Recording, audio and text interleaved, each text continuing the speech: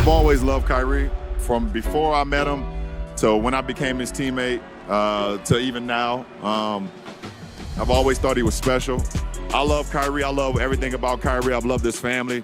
And I definitely love his shoes and his game. It's like fine wine, you know, it's only getting better. He mastering all aspects of basketball. He's even dunking this year.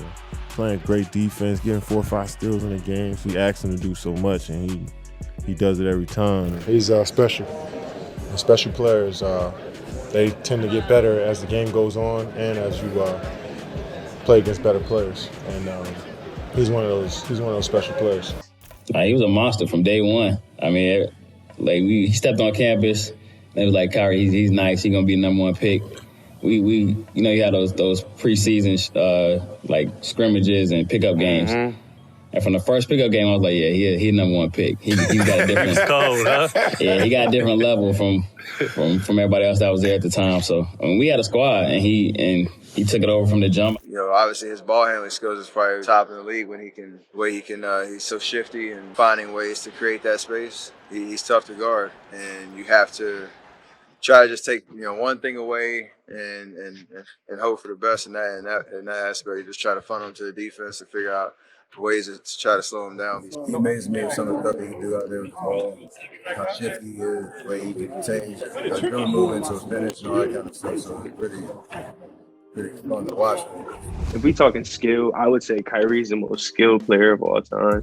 And then I would say pound for pound or for size, Kevin is probably the most skilled player. I don't think we've seen a 7-footer be able to do what Kevin does. So that's why I wouldn't say there's guys that are more skilled or better than what they do or being able to do more with the basketball than they can do. I don't think that we've seen that. Yeah, you know what, man? It's been exciting, bro. Watching these boys in training camp, and I've really never seen 2 players this good before.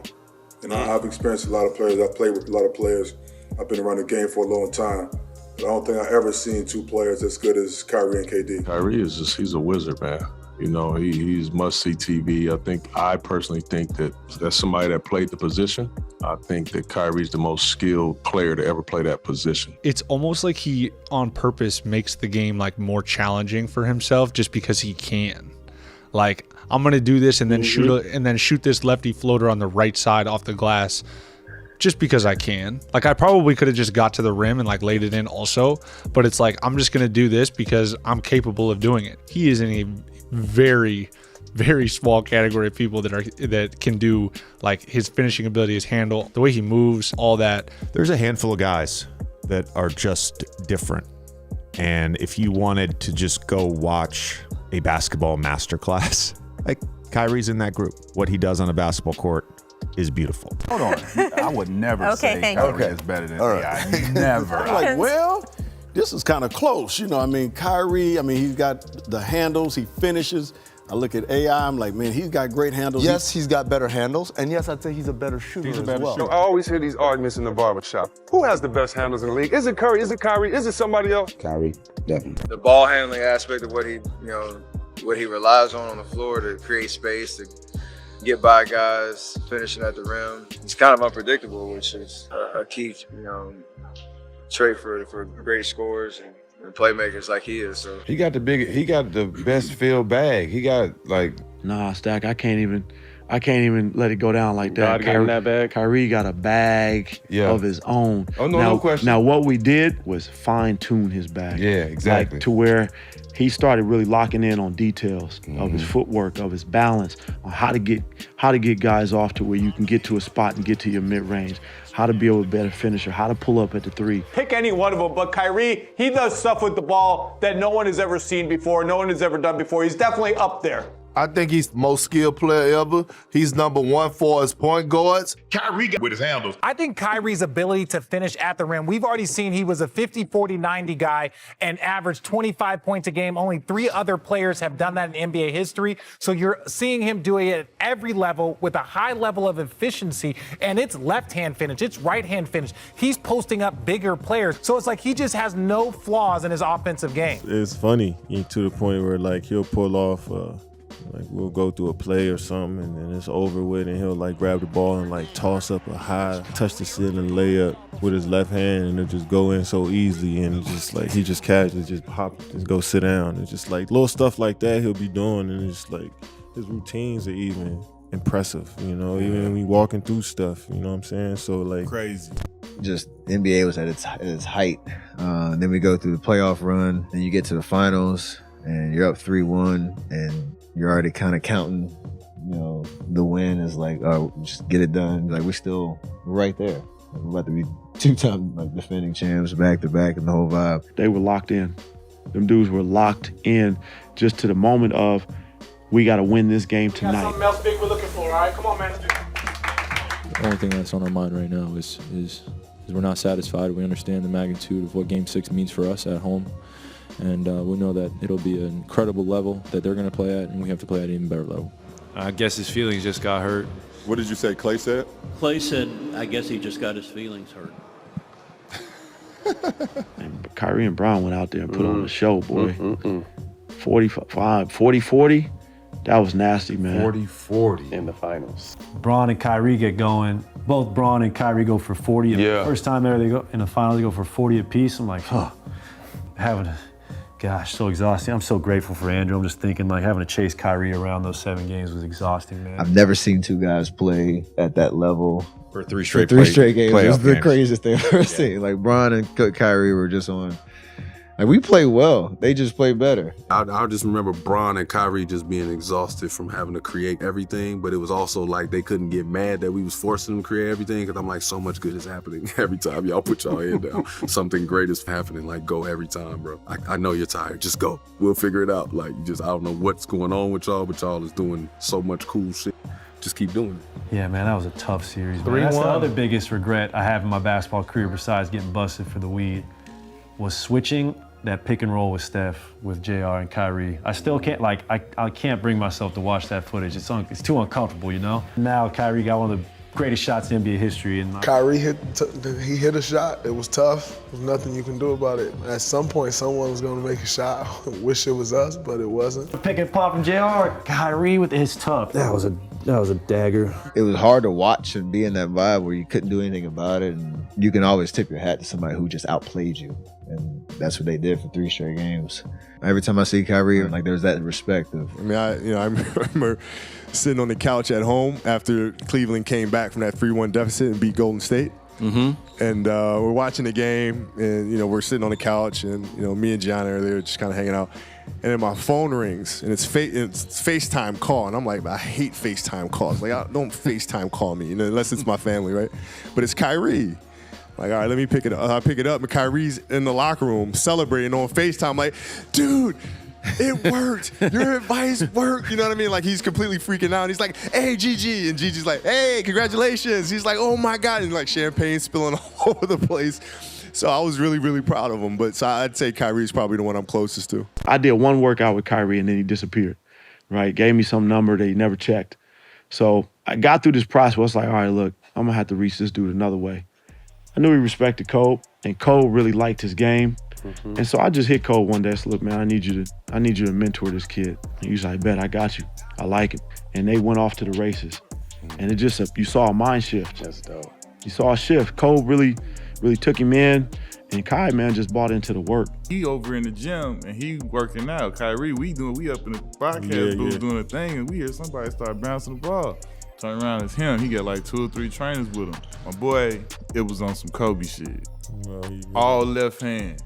He just sitting there flipping himself the ball. He was doing so much janky, like floaters, Euro this way, Euro the wrong way, right leg, all type of like, and it was just finishes, all left. Then he went and started doing some mid-range. I was just like, yo, this boy really doing all left hand. Like, I had like a minute video. I said, yo, I'm showing my kids this, bro. Like, this is crazy. Like, and his efficiency with it was ridiculous. Like, don't miss those shots. Once he really like honed in on the small details, man, bro, he one of the coldest, man. Listen, I'm gonna go out on a limb and say he is probably one of the most skilled dudes to ever play this game. No question. You see it in the highlights so many times. He get cut off and he flick it up with his right. And I'm just like, yo, you that size and you got to have that different creativity to get your shot off amongst so many people that's taller than you.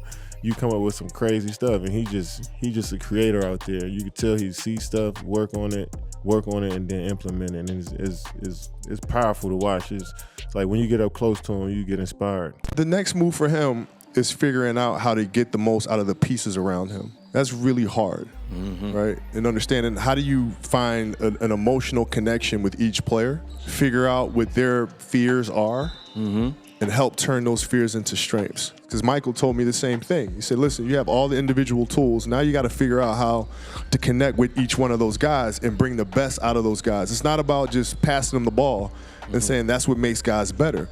That's not it. You have to figure out how to touch the right buttons to make them want to be the best version of themselves. How do you do that? Nobody talk about that with Kai. Like, he took a lot of dudes under his wing this year. He helped me out a lot on and off the court in my first 2 years that I'm thankful for. Like, everybody he was working out with, giving them tips, just being there for him. And it's just like, he really is a all around just true basketball player, pure basketball player. But how he works on this game, how he influences the young dudes, is like, that shit was impressive. Kyrie's great, man. He's very quick. I haven't seen him play because in Duke, and I was teasing him the other day. I told him, Duke, you only played 2 games. And in Cleveland, we play you guys well by 30 at the end of the first quarter, so I don't get a chance to see you. You know what I mean? So I was kind of ribbing him a little bit. I think you're talking to a high school kid. You just came out of high school, kid. You came out of college. You came out of high school. You came out of high school. You played 2 games. You played 2 games. You are high school. You just graduated. Man, what are you talking about? But he's been extremely impressive here at camp. I think it does wonders for it in terms of seeing, the type of speed that he needs to play with, learning from Chris Paul every day, Darren Williams, playing against the best. You can't help but help. I mean, he just graduated high school, and here he is playing against some of the best guys in the world. I mean, I just can't help but help him. He plays with a chip on his shoulder, as he should, and Kyrie's really good. How much will this week help him? It should help him a lot, but, he didn't need this week to know that. You know what I mean? So, I don't even know if he's playing in Summer League. If he's playing in Summer League, is he? Oh, well, he gonna kill out there. Yeah. Kyrie was the same way. Right? He challenged me to a one-on-one game, and I said, all right, well, put 500 on it. He's like, oh, yeah, you start going over to his back. I said, no, not dollars, bro.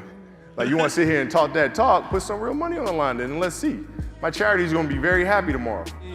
He said that he wants to bet me 50 grand. He's walking out right now. Yes, this is not a high school kid coming to you. Kobe, oh my God, no. This is me coming to talk to you one-on-one. Like, son, are you crazy? Are you crazy? Huh? You have the guard. No? You have the guard. You're not going to lock me up. You're not going to lock me up. It's over. I give him credit for his confidence. 50 grand in my charity. Greatly appreciated. Hey, easy money. Easy money. And in that fourth quarter, to see Kyrie go off like that, what is it like to see him? I know at this point you can't be shocked, but to see him do magic. Yeah, it's always fun. So many people love what Kyrie brings to the table, but in the fourth quarter, that's really his time. And, so we sit back and let him go to work, and he made big shot after big shot, and, we just try to feed off his energy. It's the 4th time Kyrie Irving has scored 20 points or more in the fourth quarter of this season. That is tied for the most by any player in a season over the last 25 years. That's nuts. Nuts. He's averaging 16 in the fourth over his last 6 games. The last player to do that, the only player to do that, 16 a game over 6 games in the fourth quarter, Kobe. The last player to do that over the last 25 years. This is partly what makes, they're the second best clutch team in the NBA. This is what makes them so dangerous, I think, in the playoffs. Because they have, we're not even talking about Kevin, but they have 2 closers. They're 19-7 in clutch games this year. I definitely appreciate the praise, and I definitely agree that my skill level at this point in my career deserves that recognition, but the work never stops. I felt like I was the best option on every team I played for, down the stretch.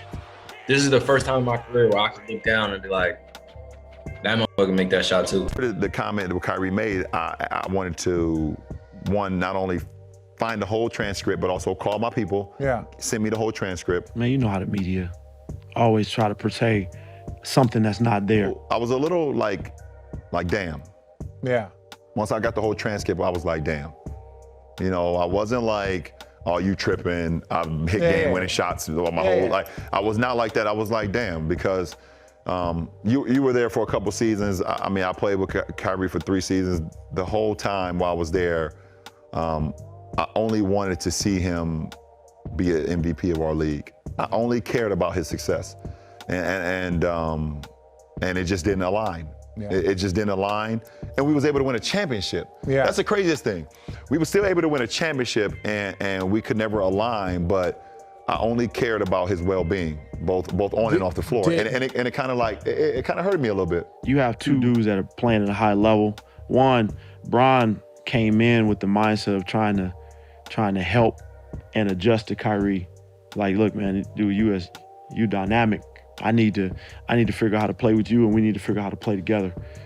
There was no issues. Kai is one of those dudes, man. He misunderstood. A lot of people don't really know him and understand him. We've been that way. You know? The phone call, more than for me, I think just to see his growth. You know, it takes a real man and a real person to understand who they are, to be able to call or to do anything and be able to see their wrongdoings or believe they had some wrongdoings, and then be able to come to grips with that and be able to either to apologize or say that at that point in time I thought I was ready for something, but I really wasn't. You know how people sometimes they grow and they want to figure out if they can do things on their own. Right. That's normal. That's normal. That's one of the most dynamic duos, man. Agreed. Ever put together. Agreed. They were as dynamic and different to complement each other's games. People were unsure about the whole Kyrie situation. Did you ever expect him to go to Lakers after the Cavs? It still could happen. Is Kyrie Irving the type of player that could help your team get to the finish line? Question when you talk about a player like that. Who had to pick one name in the NBA and say, I'd like to play with that guy, or like him to come and play with me, who would it be? One guy? Yep. I'd probably have to go with my favorite player, who's not myself, and that's Kyrie. I love Kyrie's game, man. And he's a really good dude. I like Kyrie.